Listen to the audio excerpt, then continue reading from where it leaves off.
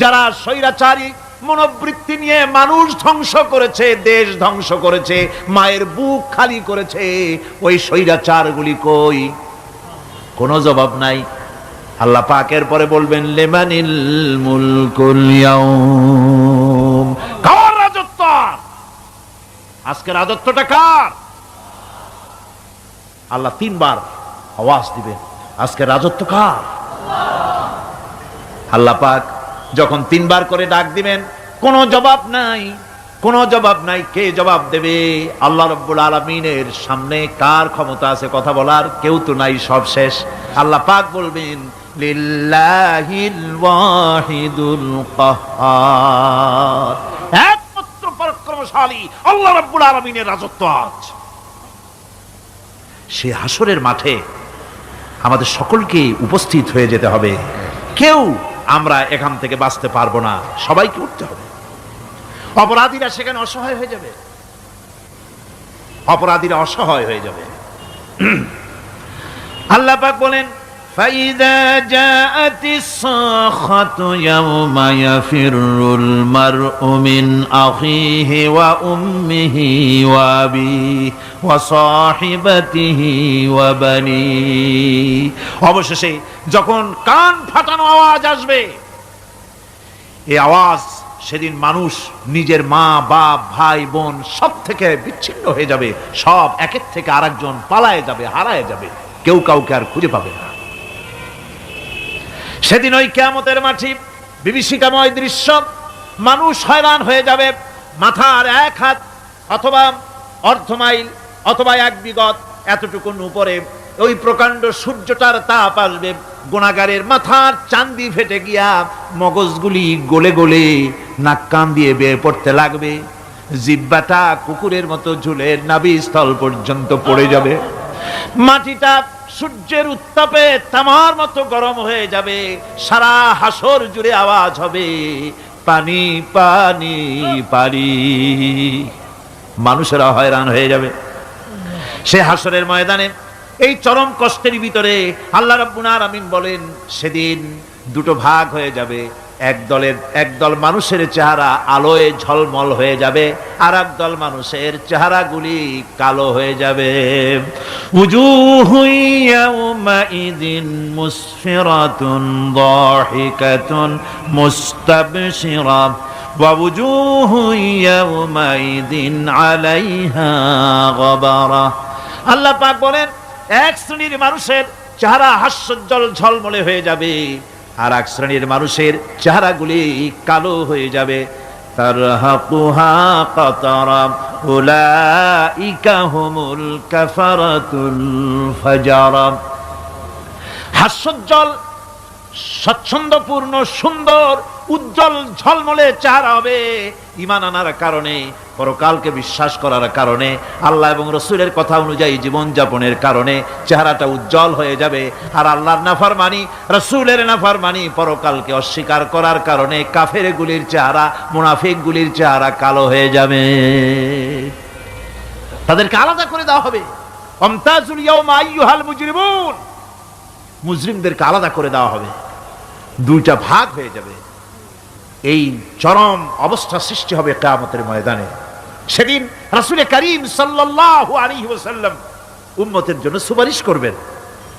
সেই সুপারিশ যেন আমাদের করতে পারেন সেজন্য আমাদেরকে তৈরি করতে হবে, সে ধরনের যোগ্য আমাদেরকে বানাতে হবে। বন্ধুগণ, এই পরকালীন জীবন, এর সম্ভাবনা, এটা যে হবে এবং সেই পরকালে আমাদের সকলকে যে উঠতে হবে, কিয়ামতে আল্লাহর কাছে জীবনের সবকিছুর জবাবদিহি করতে হবে, এই ভীতি সৃষ্টি করতে চায় আল্লাহ পাক মানুষের ভেতরে। আল্লাহ পাকের চাইতে মানুষের কল্যাণকামী আর কেউ আছে? চিল্লায় কোন আল্লাহর চাইতে, বিশ্ববাসীর সৃষ্টি জগতের কল্যাণকামী আল্লাহর চাইতে, রাসূলের চাইতে বেশি কেউ কি আছে? সে আল্লাহ পাক সব বলে দিলেন, ওপেন সিক্রেট করে দিলেন, সব গোপন ফাঁস করে দিলেন। কেমনে বিচার হবে, কেমনে কিয়ামত অনুষ্ঠিত হবে, কেমনে কি হবে, সব খুলে খুলে আল্লাহ পাক বলে দিলেন আমাদেরকে ভালো হওয়ার জন্য। কোরআনে কারীম বলছে লাইসাল বিররা আন তুওয়াল্লু ওয়ুজুহাকুম কিবালাল মাশরিকি ওয়াল মাগরিব। পূর্ব পশ্চিমে মাথা ঘুরানো, সার নত করা, মাথা ঘুরানো, মুখ ঘুরানো, এটাই কিন্তু সৎ কাজ এবং পুণ্যবান হওয়ার, সৎ কাজ করার, নেককার হওয়ার জন্য যথেষ্ট নয়। বরং ওয়ালাকিন্নাল বিররা মান আমানা বিল্লাহি ওয়াল ইয়াউমিল আখির, প্রকৃতপক্ষে সৎকারী মুমিন, ভালো কাজ করা, প্রকৃত মুমিন, সত্যিকারের ভালো মানুষ, সত্যিকারের ইমানদার হওয়ার জন্য 10টি কাজ লাগবে। কয়টি কাজ? 10টি কাজ লাগবে। সেই 10টি কাজের একটি কাজ গত বছর আপনাদের খেদমতে আরজ করা হয়েছে, 2টি বলা হয়েছে, বাকি আজকে বললাম আর একটা, হয়ে গেল 3টা। বাকি আছে কয়টা? 7টা বাকি আছে, আরো 7টা। পরকাল ভিত্তিক জীবনযাপন যদি করতে পারি তাহলে আমরা হব দুনিয়ার শ্রেষ্ঠ মানুষ। কোন আলহামদুলিল্লাহ। আমার দেশ, আমার জাতি, আমার school, college, university, secretariat, cantonment, রান্নাঘর থেকে শুরু করে বঙ্গভবন, দেশের সর্বত্র মানুষের ভেতরে যদি পরকালের জবাবদেহিমূলক জীবনযাত্রার অনুভূতি সৃষ্টি করে দেওয়া যায়, কিয়ামত আছে আর জবাব দিতে হবে আল্লাহর দরবারে, এই পরকালকে এভাবে বিশ্বাস করতে পারলে, ওইভাবে জীবন করতে পারলে দেশ সুখী হবে, সমৃদ্ধশালী হবে, বিপদ দূরীভূত হবে, অন্ধকারের আমানিশা দূর হয়ে গিয়ে পৃথিবীতে আবার সুন্দর সূর্য উদিত হবে। ইসলামের নতুন বার্তা নিয়ে পৃথিবীতে শান্তি আসবে, সুখ আসবে, সমৃদ্ধি আসবে, স্বাধীনতা টিকবে, সার্বভৌমত্ব টিকবে, দেশ এক সুখী সমৃদ্ধশালী সুন্দর দেশে পরিণত হবে। বাংলাদেশ হবে পৃথিবীর একটা আদর্শ দেশে পরিণত হয়ে যাবে যদি এই কথাগুলি আমরা বিশ্বাস করি আর আমল করে চলতে পারি। আল্লাহ পাক যেন সে তৌফিক আমাদের দেন। সকলে বলি আমিন। সকলে কোন আমিন। দুনিয়ার মুহে না পড়ে পরকালের জন্য জীবনটাকে পরকাল ভিত্তিক জীবন তৈরি করো।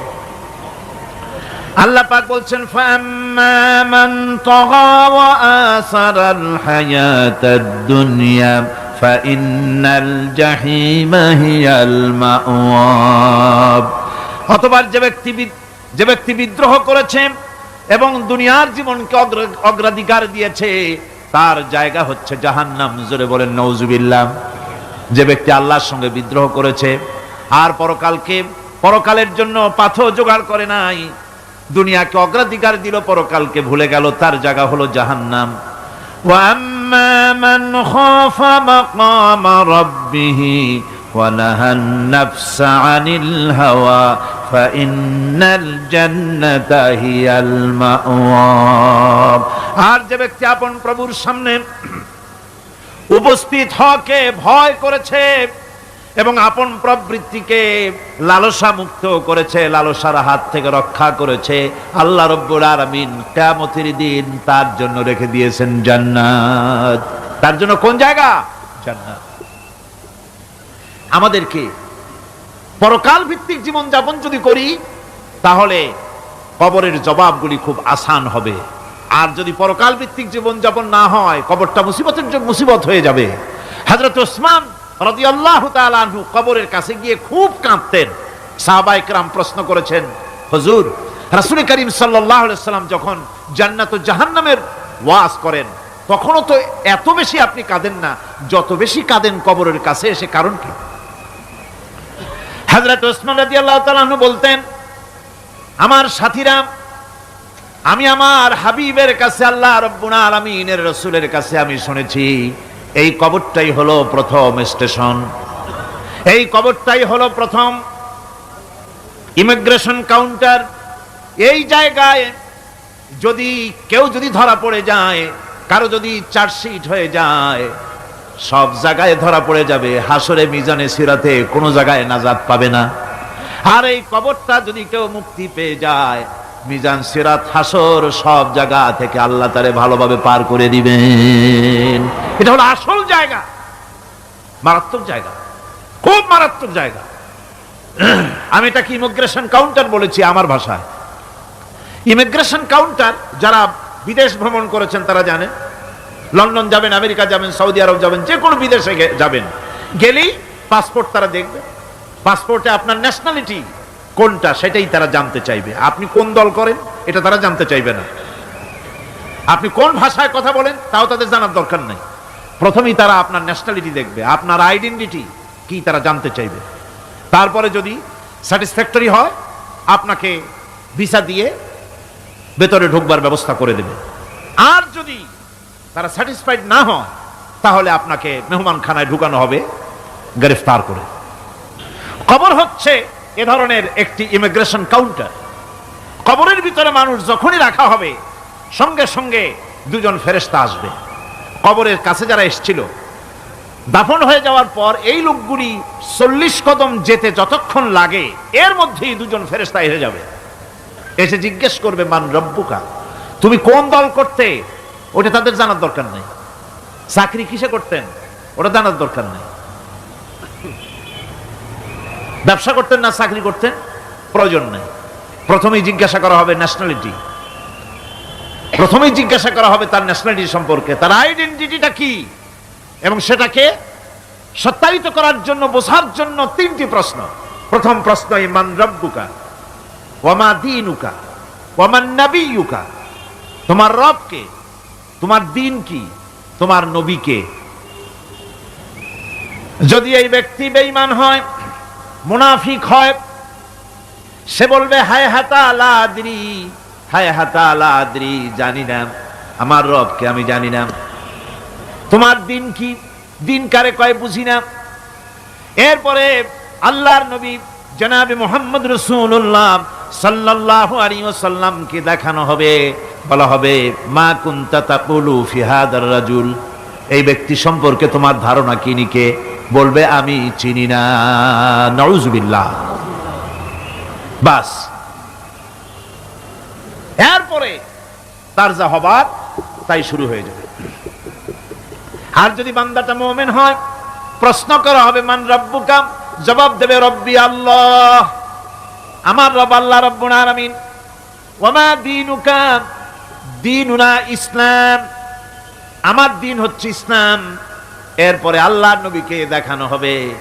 কয়েক রকমের বর্ণনা আছে, কোন বর্ণনায় আছে হুজুরের আকারে দেখানো হবে অথবা রাসূলকে সরাসরি দেখানো হবে।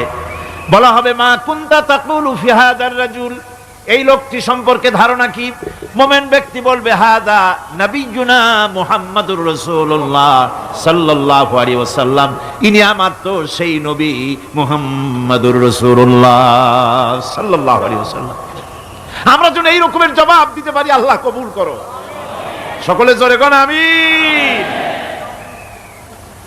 জবাব হয়ে যাওয়ার পর গায়ব থেকে আওয়াজ আসবে ফাফরিশু বিল জান্নাতি ওয়ালবিসু বিল জান্নাহ, ও আমার ফেরেশতারা আমার এই বান্দাকে জান্নাতের পোশাক পরায়া দাও আর কবরটাকে জান্নাতের বিছানা বিছায়া দাও।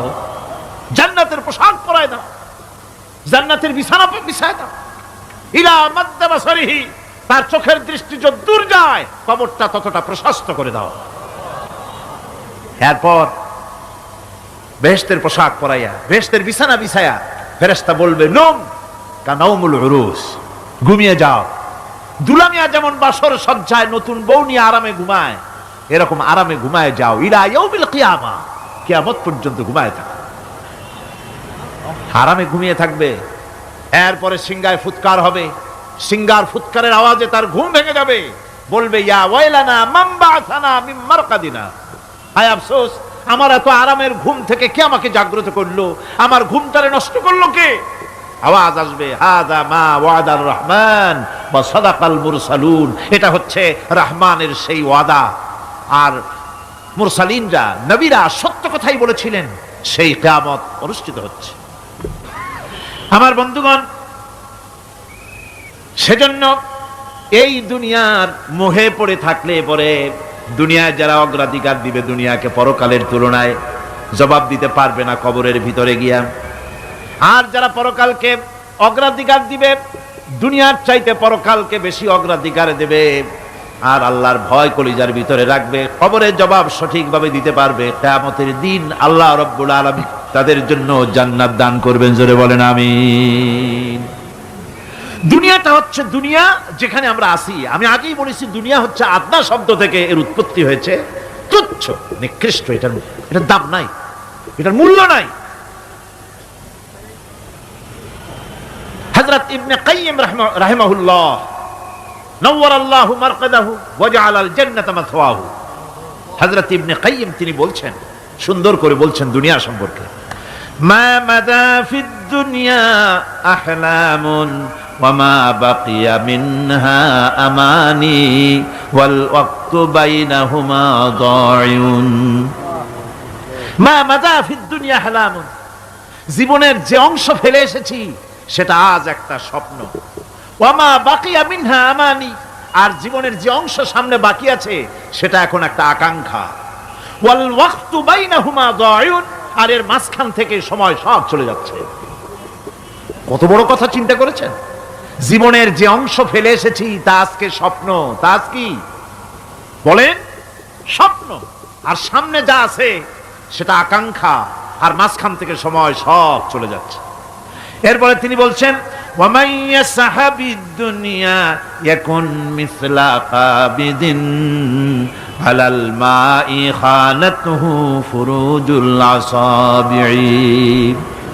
দুনিয়াদারের অবস্থা হচ্ছে এই, কেউ যদি দুই হাতে পানি খামসায় ধরে, দুই হাতে কি ধরছে বলেন? দুই হাতে পানি খামসায় ধরেছে, খুব মজবুত করে ধরেছে, 2 মুঠ পানি। বলেন থাকবে কতটুকু? কতটুকু থাকবে? 1 ফোঁটাও থাকবে না, কারণ তার আঙ্গুলের ফাঁক তার সাথে খেয়ানত করবে, আঙ্গুলের ফাঁক দিয়া পানিগুলি সব বেরিয়ে চলে যাবে। সুতরাং দুনিয়া যারা চায় তারা ঠিক পানি খামসায় ধরলে পানি যেমন হাতের ভেতর থেকে খেয়ানত করে চলে যায়, যারা দুনিয়া চায় দুনিয়াও তাদেরকে এভাবে ফাঁকি দিয়ে চলে যায়। তবুও দুনিয়ার মায়া মানুষের এত বেশি। আল্লাহর নবী বলেন, লাউ কানা লি ইবনি আদামা ওয়াদিম মিন যাহাবিন লাহাব্বা ইয়াকুনা লাহু সানিন। এই পৃথিবীতে যদি কাউকে একটা মাঠ ভরে যদি সোনা দেওয়া যায়, লোকটা বলবে রব্বুল আলামিন, আমি যদি আরেকটা মাঠ এরকম সোনা ভরা পেতাম।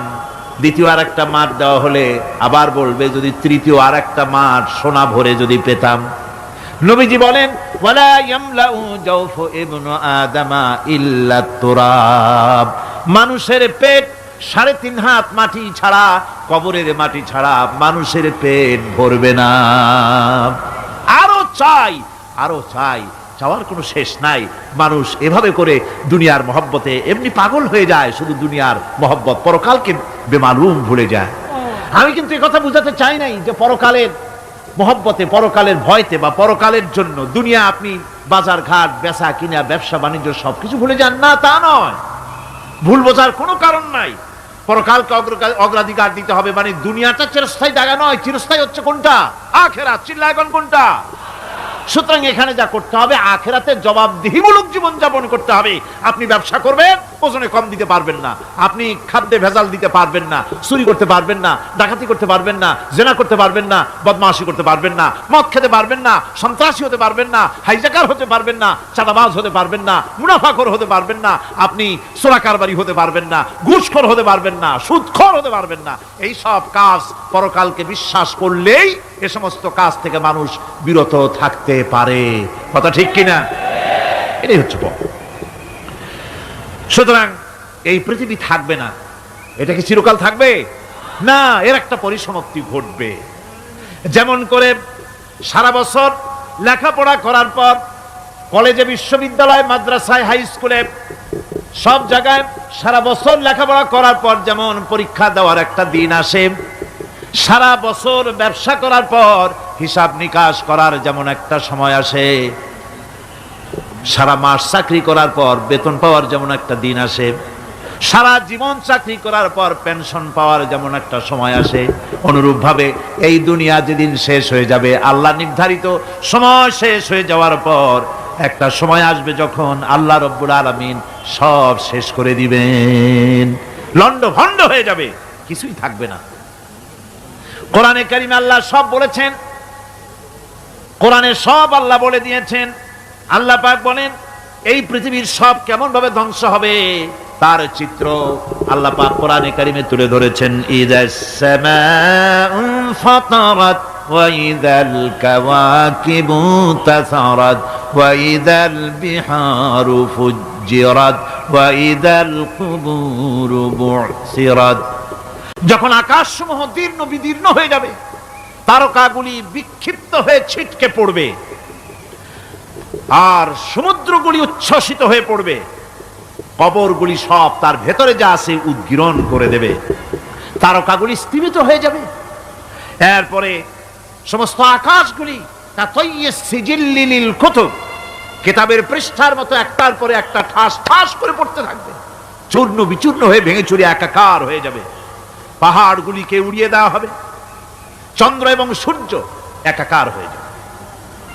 আল্লাহ রাব্বুল আলামিন বলেন, ফাইদা বারিকাল বাসার ওয়া খাসাফাল কমার ওয়া জুমিআশ শামসু ওয়াল কমর। চক্ষু যখন বিস্ফারিত হয়ে যাবে, চাঁদ যখন তার আলো হারিয়ে ফেলবে, সূর্য যখন তার আলো হারিয়ে ফেলবে, চাঁদ আর সূর্য সব একাকার হয়ে যাবে, সেই সময়ের অবস্থাটা কি চিন্তা করো। মানুষ হয়রান হয়ে দৌড়াদৌড়ি করবে। ওয়াহুমিলাতিল আরদু ওয়াল জিবালু ফাদুক্কাতা দাক্কাতান ওয়াহিদা। জমিন এবং পাহাড়গুলির মধ্যে আল্লাহ রাব্বুল আলামিন সংঘর্ষ বাঁধিয়ে দিবেন। পাহাড়গুলি ভেঙে চুরে টুকরা টুকরা হয়ে যাবে, পাহাড়গুলি উঁচু করে জমিনের উপরে আছাড় মেরে আল্লাহ রাব্বুল আলামিন ভেঙে চুরে চুরমার করে দিবেন। সুবহানাল্লাহ। ওয়া তাকুনুল জিবালু কালইহনিল মানফুশ। পাহাড়গুলো পেঁজা ধোনা তুলার মতো করে উড়িয়ে দেওয়া হবে, পাহাড় উড়ে যাবে। সুবহানাল্লাহ পড়ো। পাহাড় পাথরের তৈরি করা পাহাড়, এই পাহাড়গুলি তুলার মতো হয়ে উড়বে কিভাবে? আমি এই দৃশ্য নিজের চোখে কিছুটা হলেও দেখছি। আজ থেকে 10 দিন আগে আমি ইতালি সফর করে এসেছি। ইতালির রাজধানী রোম। রোম প্রাচীন সভ্যতার লালন ভূমি। কোরআনে কারিমে সূরায়ে রোম রয়েছে, এই রোম সেই রোম। এখানের বাদশার কাছে রাসূল করিম সাল্লাল্লাহু আলাইহি সাল্লাম হেরাক্লিয়াসের কাছে চিঠি পাঠিয়েছিলেন, সেই রোম।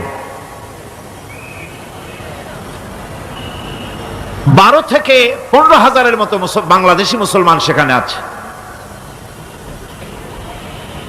জুমার দিন, যেদিন আমি গেলাম তার পরের দিনই জুমা ছিল। জুমার নামাজ পড়লাম ভ্যাটিকানের কাছেই বিশাল মসজিদ, ইউরোপের ভিতরে সবচাইতে বড় মসজিদ এটা। রোম ইসলামের দুশমনদের রাজধানী।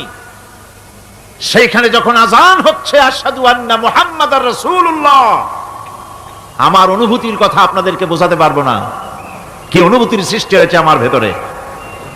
ভ্যাটিকানের পোপ এক পাশে, কিছু দূরেই ভ্যাটিকান, ওটা হচ্ছে গোটা পৃথিবীর সমস্ত খ্রিস্টানদের কাবা, ভ্যাটিকান।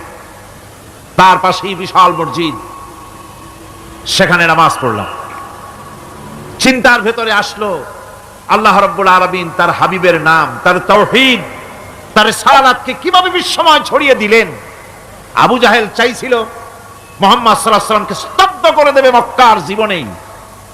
কত বদনাম, সাহের, কাহেন, কাযযাব, শায়ের, নাউযুবিল্লাহি মিন যালিক, কত গালাগালি করলো। আর আল্লাহ শুনালেন, হাবিব চিন্তার কোনো কারণ নাই, ওয়া রাফা'না লাকা যিকরাক, আমি আপনার প্রশংসা বিশ্বময় ছড়িয়ে দেব। সুবহানাল্লাহি ওয়া বিহামদিহি। রোম প্রোগ্রাম শেষ করে আমাকে তারা নিয়ে গেল, যেটা আমি বলছি সফর কাহিনী শোনাবার সময় এটা না, যেহেতু এর সঙ্গে প্রাসঙ্গিক সেজন্য বলছি। পাহাড় কেমনে তুলার মতো হয়ে উড়বে তার নজির দেখেছি। রোম শহর থেকে 300 মাইল দূরে, 300 কিলোমিটার দূরে নেপোলি, নেপোলিয়ান বোনাপার্ট তার বাড়ি, এবং ওটা তার নামই একটা প্রভিন্স। ভূমধ্য সাগরের পারে ভিসুভিয়াস, পৃথিবীর সবচাইতে বড় আগ্নেয়গিরি, সেটা দেখাতে নিয়ে যাওয়া হলো আমাকে। যে পাহাড়টা পৃথিবীর মাটি থেকে তার চূড়া হচ্ছে 3 মাইল উঁচু। এর 2 মাইল গাড়িতে করে ঘুরে ঘুরে যাওয়া যায়, এরপর আর গাড়িতে যাওয়া যায় না, বাকিটুকুন যেতে হবে হেঁটে হেঁটে। পাহাড়ের উপরে অক্সিজেন কম, বেশ কষ্ট হচ্ছিল উঠতে। জীবনে প্রথম পাহাড়ে চড়েছি, জাবালে নূর, রাসূল করিম সাল্লাল্লাহু আলাইহি সাল্লামের উপরে যেখানে ওহী হয়েছিল। সর্বপ্রথম পাহাড় চড়ার একটা অভিজ্ঞতা ওখান থেকে আমার কিছুটা হয়েছিল। খুব কষ্ট হলো বাকি 1 মাইল উঠতে। যখন বিসুবিয়াসের একদম শীর্ষে চলে গেছি, সেখানে গিয়ে আমার সাথে 15-20 জন লোক ছিল। আমি নিজে আল্লাহু আকবার বলে আমার গলা থেকে আওয়াজ বেরিয়ে গেল। আমি দেখতে পেলাম বিসুবিয়াসের শীর্ষে বিশাল গর্ত। আমার মনে হয় গর্তটা এই মাঠের 1/4 হবে। এই মাঠের 1/4 হবে গর্তটা। সেই গর্তটার গভীরতা হচ্ছে 1.5 কিলোমিটার। এইখান থেকে পাথরগুলি উত্থিত হয়েছে, আগ্নেয়গিরি পাথর আগুনে গলে লাভা হয়ে এগুলি পাহাড় বেয়ে উপচে পড়েছে, চতুর্দিকে 12 মাইল ছড়িয়ে গিয়েছে। আমার মনে পড়লো ওয়াকুদুহান নাস ওয়াল হিজারা, জাহান্নামের আগুনের ইন্ধন হবে মানুষ আর পাথর। আমি সেখানে সেজদায় পড়ে গিয়া কান্নাম আর বললাম, আল্লাহ জাহান্নামের আগুন হারাম করে দিও আমাদের জন্য। পাথর কিভাবে গললো, গলে পাথরগুলি গলে পুড়ে চতুর্দিকে পড়েছে আর ছিটকেছে, চতুর্দিকে ছিটকে পড়েছে। সেই পাথরগুলি ছিটকে ছিটকে যেগুলি পুড়ে পড়েছে সেগুলিকে দূরে সাদা রঙের বলে মনে হয়, কোনোটা সাদা কোনোটা কালো, মনে হয় যেন তুলার মতো হয়ে পড়ে আছে চতুর্দিকে। 1944 সনে তৃতীয়বারের মতো ভিসুবিয়াস যে অগ্নিগিরি যে অগ্নি উৎপাত করে তাতে আশেপাশের 12 মাইল এলাকা এফেক্টেড হয়ে যায়। পাথরগুলি গলে এভাবে বিধ্বস্ত করে দিয়েছে। এখান থেকে এখানে জোহরের নামাজ, আসরের নামাজ আমরা পড়লাম, আল্লাহর কাছে খুব দোয়া করলাম। এখনো ধোঁয়া উঠতেছে, এখনো পাহাড়ের ফাটল দিয়ে ধোঁয়া উঠছে। একজন হাত দিয়ে আমাকে বলল যে খুব গরম লাগে ধোঁয়াগুলি। ওখানকার লোকেরা বলল যে ভেতরে এখনো আগুন আছে, তবে সুপ্ত, যে কোনো মুহূর্তে আবার তা জাগ্রত হতে পারে। আমরা সেখান থেকে নেমে এলাম। একটু কিছু দূর গিয়েই সেখানে হলো পম্পেই শহর। এই পম্পেই শহরটা হচ্ছে ঈসা আলাইহিস সালামের জন্মের 2000 বছর আগে এই শহর তৈরি হয়। ঈসা আলাইহিস সালামের জন্মের 179 বছর পর ভূমিকম্প হয়। সেই ভূমিকম্পে গোটা পম্পেই শহরটা পৃথিবীর মানুষের চোখের আড়াল হয়ে যায়, ধ্বংস হয়ে যায়, মাটির তলায় গরক হয়ে যায়। আজ থেকে 200 বছর আগে মাটি খনন করতে গিয়ে এই শহর আবিষ্কৃত হয়। পুরা শহরটা খুঁড়ে তারা বের করেছে। 180 হেক্টর জমিনের উপরে এই বিশাল শহর। ঘুরে ঘুরে দেখলাম, গাড়ি চলে না সেখানে, পায়ে হেঁটে দেখতে হলো। প্রশস্ত রাস্তা। আজ থেকে 4000 বছর আগের মানুষেরা রাস্তা বানাতে জানতো পাথর দিয়ে, এবং রাস্তার দুধারে তাদের ছিল ফুটপাত, পানির ব্যবস্থা, নগরায়নের সব রকমের সুযোগ সুবিধা। তারপরে সেখানে বিচারালয়, এরপরে দোকানপাট, বাজারঘাট, সবকিছুর ব্যবস্থা রয়েছে। বিশাল বিশাল পাথরগুলি দিয়ে পিলার তৈরি করা। ভাবলাম এই পিলারগুলি, এই পাথরগুলি তারা কিভাবে ক্রেন ছাড়া এত উপরে উঠালো কি করে, আমার মাথায় আসলো না। পাথর কেটে কেটে সুন্দর সুন্দর অঙ্কন শিল্প তারা করেছে। এরপরে ঘুরতে ঘুরতে বাদশার রাজার বাড়িতে গিয়ে ঢুকলাম। সেখানে গিয়ে দেখলাম উলঙ্গ এত মূর্তি পাথরের তৈরি করা। পাথর কেটে কেটে দেওয়ালে যৌন মিলনের এমন কোন অশ্লীল ছবি নাই যা তারা সেখানে তৈরি করে নাই। উলঙ্গ মূর্তি আর উলঙ্গ যৌন মিলনের অসংখ্য ছবি দিয়ে এই এলাকা ভরা। তখন আমি বুঝলাম আল্লাহর গজব হওয়ার কারণটা কি, এই শহরটা মাটির নিচে গরক হয়ে যাওয়ার কারণটা কি। আল্লাহ পাক জেনা ব্যভিচার যে দেশে বেশি হয় আল্লাহ পাক বরদাস্ত করেন না। দুশ্চরিত্র যে দেশের মানুষ দুশ্চরিত্র হয়ে যায়, জেনা ব্যভিচার বেশি হতে থাকে, আল্লাহ গরক করে দেন, গজব দেন। এই গজব এক এক সময় এক এক রকমের হয়ে আসে। কখনো মাটির নিচে দাবায় দেন, কখনো মহামারী, কোন দেশে কলেরা, কোন দেশে জলোচ্ছ্বাস, কোথাও ভূমিকম্প, আর সর্বশেষ এই জেনা ব্যভিচারের জন্য আল্লাহ পাকের চূড়ান্ত এই যৌনতার অশ্লীলতার জন্য চূড়ান্ত গজব বর্তমান বিশ্বের জন্য এইডস। আল্লাহ পাক এই গজব দিয়েছেন। বন্ধুগণ, আমি সেই জায়গা, আমি সেখানে যা দেখলাম যে আল্লাহ পাক পাহাড়গুলিকে কিভাবে উড়াবেন এটা অস্বীকার করার কোনো উপায় নাই। বিশ্বাস তো করতামই, তবে হযরত ইব্রাহিম আলাইহিস সালাম যেমন বলেছিলেন, রব্বি আরিনি কাইফা তুহিল মাউতা, আয় আল্লাহ তুমি মরাকে জিন্দা করবা কেমনে? আল্লাহ পাক বলেন, আওয়ালাম তুমিন, তুমি বিশ্বাস করো না? ইব্রাহিম আলাইহিস সালাম বললেন, বালা, অবশ্যই বিশ্বাস করি, ওয়ালাকিন লিয়াতমাইন্না কলবি, যদি চোখে দেখতাম তাহলে আমার অন্তরাত্মা খুব ঠান্ডা হতো। আল্লাহ রাব্বুল আলামিন চোখে দেখায় দিলেন জিন্দা কেমনে মুর্দা হবে, মুর্দা কেমনে জিন্দা হবে, আল্লাহ দেখায় দিলেন, পাহাড় উড়ায় দিবেন আল্লাহ রাব্বুল আলামিন। একথা কলিজার মধ্যে এটার উপর ঈমান বিশ্বাস, কিন্তু আল্লাহ চোখে দেখাইছেন, ঈমান আরো মজবুত হয়েছে, যা ছিল আরো মজবুত হয়েছে। সুবহানাল্লাহ, আল্লাহর ভয়তে কলিজা কেঁপেছে। আমি পাহাড়ের উপরে কেঁদেছি, যার যার হয়ে কেঁদেছি। বন্ধুগণ, আল্লাহ সুবহানাহু ওয়া তাআলা এই জন্য বলেছেন, কুল সিরু ফিল আরদ, আমার জমিন ঘোরো, ভালো করে দেখো, কাইফা কানা আকিবাতুল মুকাজ্জিবিন, মহা সত্যকে যারা অস্বীকার করেছে তাদের পরিণতি আমি কি করে দিয়েছি, এগুলি চোখে ভালো করে তাকায় দেখো। আমার বন্ধুগণ, সুতরাং এই পৃথিবীর অবসান হবে, এই পৃথিবী ধ্বংস হবে, এই পৃথিবী চূড়ান্তভাবে শেষ হয়ে যাবে। ও হ্যাঁ, আরেকটি কথা বলতে হয়, সেটা হচ্ছে যে এই রোম থেকে আরেকটু দূরে 900 মাইল দূরে হচ্ছে সিসিলি, 900 মাইল দূরে।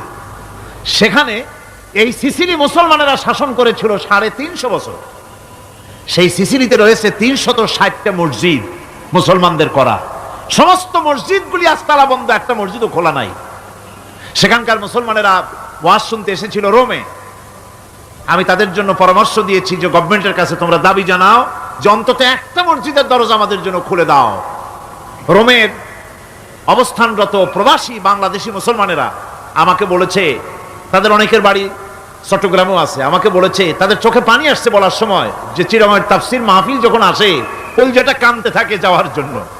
তো যাওয়া তো সম্ভব না এত দূর থেকে, আমাদের সালাম বলে দিবেন যত লোক আসবে, আর আমাদের জন্য দোয়া করতে বলবেন যেন এই রোমের ভিতরে আমরা ইসলামের আদর্শের ভিত্তিতে আমরা যেন চলতে পারি। আপনারা দোয়া করুন তাদের জন্য। ভাইরা আমার, এই পৃথিবী একদিন পরিসমাপ্তি ঘটবে এবং আল্লাহর দরবারে আমাদেরকে উঠতে হবে এবং সেখানে আমাদের বিচার হবে। সেখানে আমাদের কি হবে? বিচার হবে। আল্লাহ পাক বিচারটাকে নির্ভুল করার জন্য, সঠিক করার জন্য প্রত্যেকের গলায় আমলনামা ঝুলায় রাখছেন, এখানে রেকর্ডের ব্যবস্থা করা হয়েছে। আল্লাহ পাক বলছেন, ওয়া কুল্লা ইনসানিন আলজামনাহু তাইরাহু ফি উনুকি ওয়া নুখরিজু লাহু ইয়াওমাল কিয়ামাতি কিতাবান ইয়ালকাহু মানশুরা।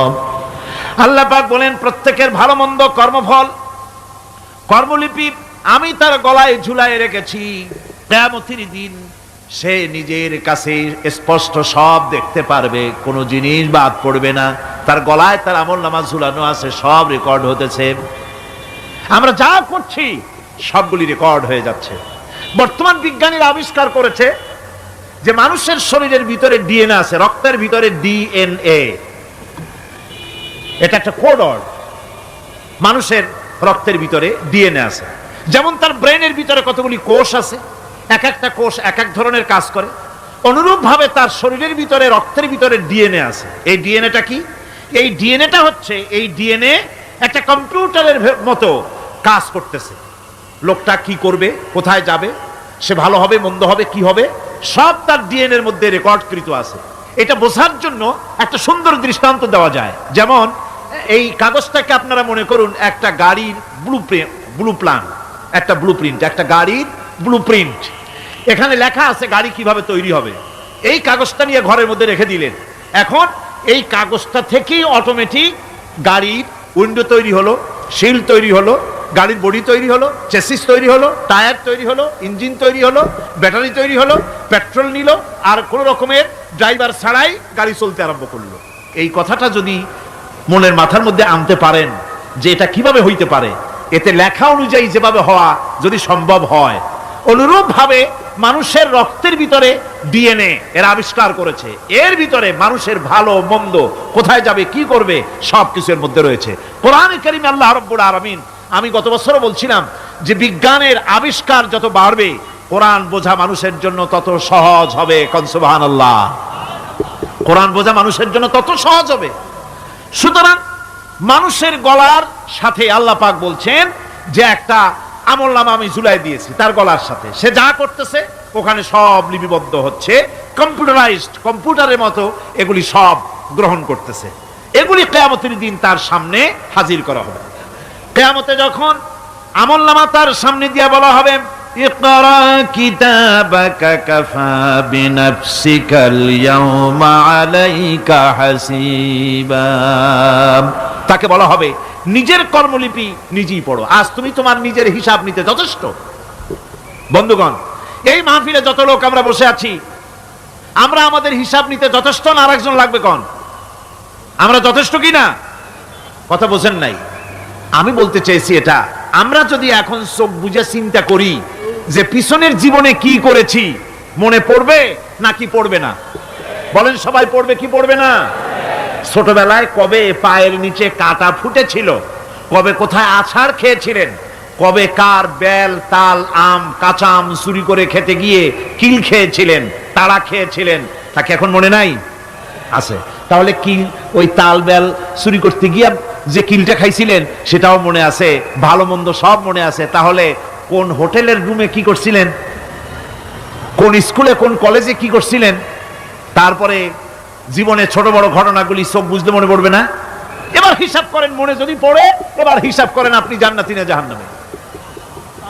আপনি আপনার নিজের হিসাব নেওয়ার জন্য যথেষ্ট। তাকে হিসাব করতে বলা হবে, তোমার হিসাব, তোমার নিজের হিসাব নেওয়ার জন্য তুমি যথেষ্ট, তোমার হিসাব তুমি নিজেই করো, এটা পড়ো। আর সেই কিয়ামতের দিন কোনো সাহায্যকারী মিলবে না। লান তানফাকুম আরহামুকুম ওয়ালা আওলাদুকুম ইয়াউমাল কিয়ামা। লান তানফাকুম, কিয়ামতের দিন কোনো ফায়দা হবে না, অবশ্যই কোনো ফায়দা হবে না, কোনো উপকারে আসবে না। কিয়ামতের দিন তোমার সন্তান, তোমার স্ত্রী, তোমার মাল, তোমার সম্পদ কোন উপকারে আসবে না। কিয়ামতের ময়দানে সেদিন সব তোমার সাথে বিচ্ছু করবে, সব পালায় যাবে। সেখানে উৎকোষেরও কোনো কারবার নাই যে ঘুষ টুস দিয়া, ফেরেশতাদের কোন রকম বুঝবাজ দিয়া, আলাদা কোনো সোরাগলি পথ দিয়া একেবারে ফুট করে ভেসতে চলে যাবেন, এমন কোনো সুযোগ নাই। অনেকে বলে, হুজুর এমন কিছু দোয়া শিখায় দেন যাতে ওই সব জেহাদ বোমা এগুলি খুব ভয় পাই, ও সব রাস্তা টাস্তা না, খুব সহজে কিছু দোয়া দুরূদ করিয়া আস্তে করে জান্নাতে চলে যাওয়া যায়, এরকম একটা দোয়া, এরকম একটা পথ বলে দেন। আমি বলি, ভাই এরকমের কোন সূরাগুলি আমার রাসূল আবিষ্কার করতে পারেন নাই, আল্লাহর পয়গম্বরের ওই ধরনের কোন পথ আবিষ্কার করতে পারেন নাই। সেখানে কিয়ামতের দিন কাউকে উৎকোষ গ্রহণ করার কেউ নাই, উৎকোষ দেওয়া যাবে না। আর উৎকোষ দিবেন এবার কি? আপনার কাছে কিছু নাইও, থাকলেও নেওয়ার কেউ নাই। এই দুনিয়ায় ফাঁকিবাজি করে বহুত কিছু করা যায়, কিন্তু কিয়ামতের মাঠে এগুলি কিছুই চলবে না। আল-ইয়াওমা লা ইয়ানফাউ মালুন ওয়ালা বানুন, কিয়ামতের দিন ধন সন্তান সন্ততি আর সম্পদ কোনো কাজে লাগবে না। সেদিন শুধু আমল যদি ভালো হয় কাজে লাগবে, আমল খারাপ হবে সব শেষ হয়ে যাবে। আল্লাহ রাব্বুল আলামিন নবীজিকে ডেকে বলেছেন, নবী আপনি বলেন, কুল মা কুনতু বিদআম মিনার রাসূল, আপনি বলুন আমি কোন নতুন রাসূল নই, আমার আগে অনেক নবী রাসূল পৃথিবীতে এসেছেন, তারা বিদায় হয়ে গেছেন। আমি জানি না কিয়ামতের দিন আল্লাহ রাব্বুল আলামিন আমার সাথে কি ব্যবহার করবেন, আর আমি এও জানি না যে কিয়ামতের দিন আল্লাহ পাক তোমাদের সাথে কি ব্যবহার করবেন। এই আয়াত নাযিল হওয়ার পর আল্লাহর হাবিব তার মেয়েকে ডাকলেন, জামাইকে ডাকলেন, নাতিদেরকে ডাকলেন, আহলে বাইতদেরকে ডাকলেন, আর বললেন, ও আমার মেয়ে কলিজার টুকরা ফাতেমা গো শোনো, কেবলমাত্র আয়াত নাজিল হয়ে গেল, আল্লাহ পাক আমাকে শোনায়ছেন কিয়ামতের দিন আমি জানি না আমার সঙ্গে কি ব্যবহার করা হবে, আর এও জানি না যে তোমাদের সাথে কি ব্যবহার করা হবে। ও আমার কলিজার টুকরা মেয়ে ফাতেমা, কিয়ামতের দিন মুহাম্মদ সাল্লাল্লাহু আলাইহি সাল্লামের মেয়ে, এই হিসাবে তোমার নাজাতের ফয়সালা হবে না। ও আমার কলিজার টুকরা নাতি হাসান আর হোসেন, কিয়ামতের দিন মুহাম্মদ সাল্লাল্লাহু আলাইহি সাল্লামের নাতি হিসাবে ফয়সালা হবে না। ও আমার জামাই হযরতে আলী, কিয়ামতের দিন আমার জামাই হিসাবে নাজাতের ফয়সালা হবে না। আমল যদি ভালো হয় ফয়সালা ভালো হবে, জান্নাতে চলে যাবে। আমল যদি খারাপ হয় কার নাতি কার জামাই দেখা হবে না। সুবহানাল্লাহ। কঠিন কিয়ামতের মাঠ। এই পরকালের বিশ্বাস যদি কলজার মধ্যে ঢোকে মানুষ ভালো হয়ে যাবে। কোন সুবহানাল্লাহ। আপনাদের দৃষ্টিতে পারবে? কথার জবাব যে দিলেন না। পুলিশে কি মানুষের চরিত্র ভালো বানাইতে পারবে? পুলিশের চরিত্র ভালো বানাবে কেডা? সেটাই তো কথা। মানুষের চরিত্র যাতে ভালো থাকে, মানুষের জন্য খারাপ কাম না করে, সেজন্য পুলিশ।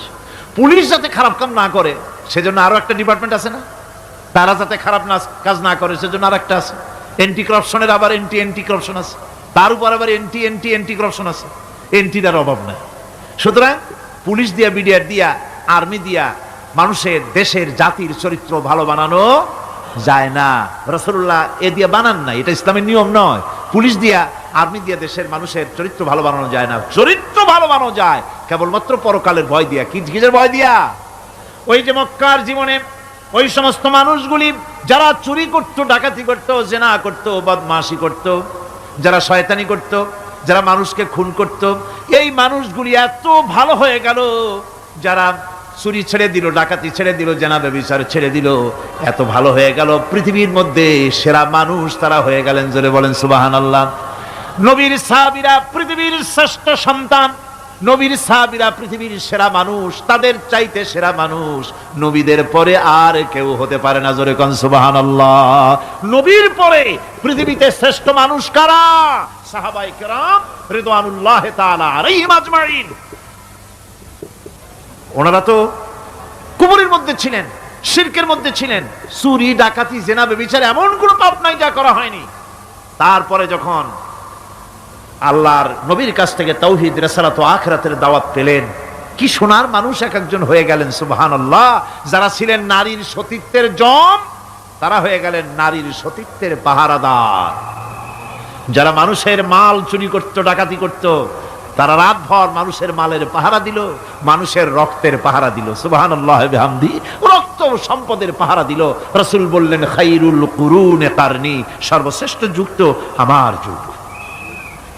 বন্ধুগণ, এরপরে একটা জীবন আসবে ওই কিয়ামতের ময়দানে। এই পরকালের বিশ্বাসটা গুরুত্বপূর্ণ ব্যাপার। আমাদের সব কিছুর হিসাব দেওয়া লাগবে। আল্লাহ পাক বলেন ইন্নাস সামআ ওয়াল বাসারা ওয়াল ফুআদা কুল্লু উলাইকা আনহু মাসউলা। নিঃসন্দেহে মানুষের শ্রবণ শক্তি, দর্শন শক্তি এবং তার অন্তঃকরণের কল্পনা সম্পর্কে আল্লাহ রাব্বুল আলামিনের কাছে জিজ্ঞাসিত হতে হবে। কান দিয়া কি করেছিলা, চোখ দিয়া কি করেছিলা, মুখ দিয়া কি করেছিলে, হাত দিয়ে কি করেছিলে, সব কিছুর জবাব আল্লাহ রাব্বুল আলামিনের কাছে দিতে হবে। সবটার জবাব দিতে হবে, কোনো কিছু বাদ যাবে না। এমনকি মনের ভিতরে যে কল্পনা আমরা করি, এই কল্পনার হিসাব আল্লাহর দরবারে দিতে হবে।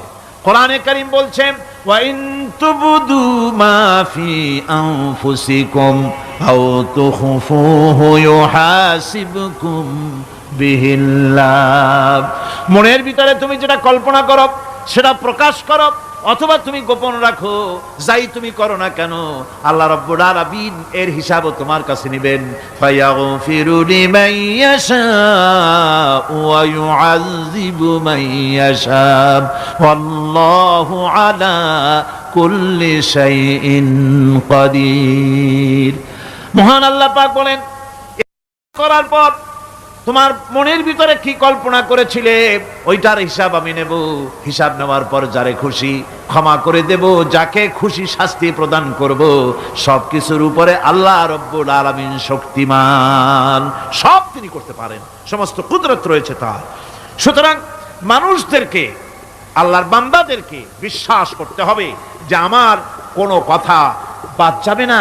কথাগুলি রেকর্ড হচ্ছে, কথা রেকর্ড হচ্ছে। আমি যে ওয়াজ করতেছি এই কথাগুলি রেকর্ড হচ্ছে নাকি হচ্ছে না? অনেক টেপ রেকর্ডার রেকর্ড হচ্ছে, অডিও ভিডিও হচ্ছে। আজ থেকে 50 বছর পর যদি এই রেকর্ড বাজানো হয়, আমাকে যদি বলা হয় যে আপনি অমুক জায়গায় অমুক কথা বলেছেন, আমি যদি বলি না আমি কথা বলি নাই, তারপরে যদি রেকর্ড বাজানো হয়, তাহলে আমি কথা যে বলি নাই যদি বলি, তাহলে এটা ধরা পড়বে না? সেখানে ধরা পড়বে না? তাহলে এই মানুষের কথা প্লাস্টিকের ফিতায় রেকর্ড করে 50 বছর, 100 বছর, 200 বছর, 500 বছর যদি প্লাস্টিকের ফিতায় এটাকে চলচ্চিত্র করে অথবা টেপ রেকর্ডারে করে যদি ধরে রাখা যায়, এই বুদ্ধিটা কে দিলেন কন্ত দেখি? সবাই কন্যা এই বুদ্ধিটা দিলেন কে? যে আল্লাহ রাব্বুল আলামিন মানুষের মাথায় বুদ্ধি দিলেন, যার দ্বারা সে মানুষের কথাবার্তা অ্যাক্টিভিটি সব ধরে রাখতে পারে। সে আল্লাহ রাব্বুল আলামিন বুঝি আপনার আমার কথা এবং আপনার আমার অ্যাক্টিভিটিসকে তিনি বুঝি ধরে রাখতে পারবেন না কিয়ামত পর্যন্ত? পারবেন কিনা? সেজন্য রাব্বুল আলামিন বলেন, মা ইয়ালফিযু মিন কাওলিন ইল্লা লাদাইহি রাকীবুন আতীদ। সমস্ত কথা রেকর্ড হচ্ছে। সুবহানাল্লাহ কোন জোরে! সমস্ত কথা রেকর্ড হচ্ছে, একটা কথাও বাদ যাবে না। মুখ আছে বলেই কথা বলবেন তা না, হিসাব করে কথা বলতে হবে। গীবত গাওয়া যাবে না, মিথ্যা কথা বলা যাবে না, মিথ্যা ওয়াদা করা যাবে না। মিথ্যা ওয়াদার তো মৌসুম এসে গেছে। কি কোন বোঝেন কথা? হ্যাঁ, মিথ্যা ওয়াদার মৌসুম এসে গেছে। এখন মৌসুমে বাহার মিথ্যা বলার। কত সুন্দর সুন্দর ওয়াদা, সোনা দিয়ে রাস্তা বানায় দেবো। অভুক্ত মানুষদের বলা হয় না খেয়ে মরবেন না, কিন্তু কি খেয়ে মরবে তাও কয় না। আমরা যদি যাইতে পারি তাহলে মটকির মতো রসগোল্লা বানায় দেব, গরুর গাড়ির চাকার মতো জিলাপি বানায় দেব, খাইতে গিয়ে হা করে চিত হয়ে থাকবে। কত রঙিন রঙিন কথা। মিথ্যা ওয়াদার সময় এসেছে। ভাইরা আমার, পরকাল যদি বিশ্বাস করে সেই ব্যক্তি কিছুতেই মুখ আছে বলেই যা খুশি বলবে না, পরনিন্দা করবে না, পরচর্চা করবে না, হাত আছে বলেই যা তা লিখবে না। ঘটনা হইল একটা, লিখলো আর একটা। কলম একটা আছে বলেই যা খুশি তা লেখা যায় না, মুখ আছে বলেই যা খুশি তা বলা যায় না, চোখ আছে বলেই যা খুশি তা দেখা যায় না। গরু খাওয়া জায়েজ করা হয়েছে বলে গরুর লেজ থেকে মাথা পর্যন্ত পাইকারি দরে সব খাওয়া যায় না। গরু খাওয়া হারাম না হালাল? হালাল। পাইকারি দরে লেজ থেকে মাথা পর্যন্ত সব খাওয়া হালাল না। ওর মধ্যে আল্লাহ কিছু হারাম রেখে দিছে, সেগুলোকে বাইসে খাইতে হবে। আল্লাহ দেখতে চান পাইকারি দরে জমের খাওয়া খাও না আমার হারামগুলি বাদ দিয়ে খাও, নিষেধ করাগুলি বাদ দিয়ে খাও। মুখ আছে বলেই যা খুশি তা বলা যাবে না, কান আছে বলেই যা খুশি তা শোনা যাবে না, চোখ আছে বলেই যা খুশি তা দেখা যাবে না, হাত পা আছে বলেই যা খুশি তা করা যাবে না। সবটার পেছনে আল্লাহ রাব্বুল আলামিনকে ভয় করা লাগবে। মহান আল্লাহ রাব্বুল আলামিন বলে, বান্দারে তোমার সমস্ত কার্যাবলী এমনকি তোমার চাহনিটা পর্যন্ত কার দিকে কি নিয়তে তাকায়ছো কেউ জানে না, আমি আল্লাহ রাব্বুল আলামিন জানি। وَيَعْلَمُ خَائِنَةَ الْأَعْيُنِ وَمَا تُخْفِي الصُّدُورُ। তোমার অন্তঃকরণ কি জিনিস গোপন করে আর তোমার চক্ষু কি লুকোচুরি খেলে আমি টের পাই। সুবহানাল্লাহ বিহামদি। চশমার ফাঁক দিয়া কি দেখো, কারে দেখো, কি নজরে দেখো, সানগ্লাস পরিয়া কেউ ঠিক পায় না, আমি ঠিক পাই। সুবহানাল্লাহ, জোরে কোন সুবহানাল্লাহ। সুতরাং চোখের নজরের হিসাব হবে, হাতের কাজের হিসাব হবে, পায়ের চলার হিসাব হবে, আপনার বলার হিসাব হবে, মুখে যা বলেছেন, যা করেছেন, হাত পাও দিয়ে যা করেছেন সবকিছুর হিসাব হবে কিয়ামতের দিন। আল্লাহর দরবারে সবকিছু উপস্থিত হবে, কোনো জিনিস বাদ পড়বে না। ফামান ইয়ামাল মিসকালা যাররাতিন খায়রান ইয়ারা ওয়া মান ইয়ামাল মিসকালা যাররাতিন শাররান ইয়ারা। ছোট্ট একটা ভালো কাজ যদি করো তাও হাজির করা হবে, সামান্যতম ভালো কামও তোমার বাদ পড়বে না। আর ক্ষুদ্রতম কোনো খারাপ কাজ করলে তাও উপস্থিত করা হবে, সব তোমার সামনে, কোনো জিনিস বাদ পড়বে না, সব দেখতে পাবে কিয়ামতের দিন। ভালো কাজটাও আর খারাপ কাজটাও আল্লাহর কাছে সেদিন আল্লাহ পাক মানুষের সামনে উপস্থিত করে দিবেন। আল্লাহ পাক বলছেন, সেদিন এই জমিন তার ভিতরে যা লুক্কায়িত ছিল জমিন সব বের করে দেবে। কান্নাহুম জারাদুম মুনতাশির। টিড্ডি ফড়িংগুলি পোকাগুলি মাটির থেকে যেমন বেরোয় এ মাটির ভিতরে যা আছে কিয়ামতের দিন সব মাটি বের করে দেবে। ইযা যুলজিলাতিল আরদু জিলজালাহা ওয়া আখরাজাতিল আরদু আসকালাহা ওয়া ক্বালাল ইনসানু মা লাহা। এ জমিনকে ঝাঁকি মারা হবে প্রবল এক ঝাঁকুনি, প্রবল এক ঝাঁকুনিতে এই পৃথিবীর মধ্যে যা কিছু আছে সব বেরিয়ে যাবে। সুবহানাল্লাহ কইতে ইচ্ছা করে না মিয়ারা? এক ঝাঁকুনিতে পৃথিবী সব বের করে দেবে। মানুষ হয়রান হয়ে বলবে কি হয়েছে, এ মাটির হলোটা কি?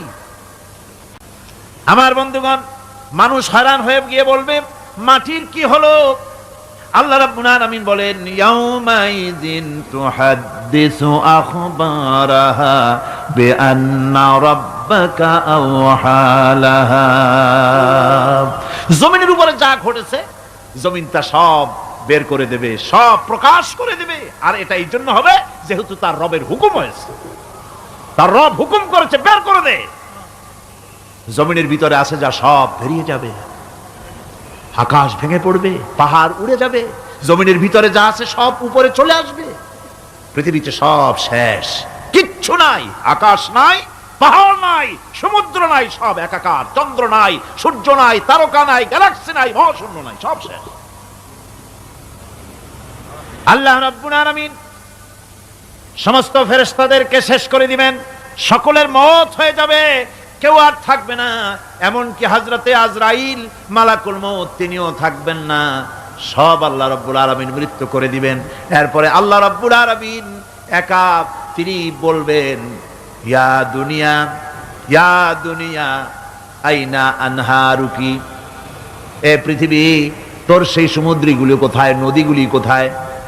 ইয়া দুনিয়া আইনা আশজারুকি, হে দুনিয়া তোমার গাছগুলি কোথায়? এত বন বনানি, এত গাছ ছিল। ইয়া দুনিয়া আইনা জিবালুকি, হে